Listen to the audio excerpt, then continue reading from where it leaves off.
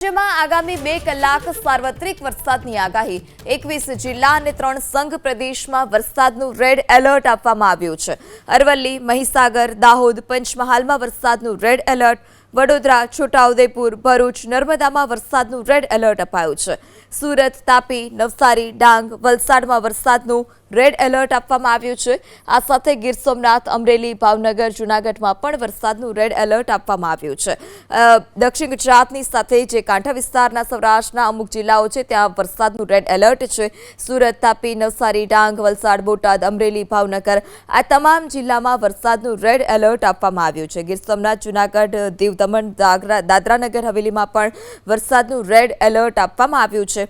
Orange એલર્ટની જો વાત કરવામાં આવે તો બનાસકાંઠા, પાટણ, મહેસાણા, સાબરકાંઠા, ગાંધીનગર, ખેડા, આણંદ આ તમામ જગ્યા પર વરસાદનું ઓરેન્જ એલર્ટ છે। અમદાવાદ, સુરેન્દ્રનગર, મોરબી, જામનગર, દ્વારકા, પોરબંદર, કચ્છ આ તમામ જગ્યા પર વરસાદનું ઓરેન્જ એલર્ટ આપવામાં આવ્યું છે। રાજ્યમાં પવનની ગતિ 41 થી 61 કિલોમીટર પ્રતિ કલાકની રહેવાનું અનુમાન છે।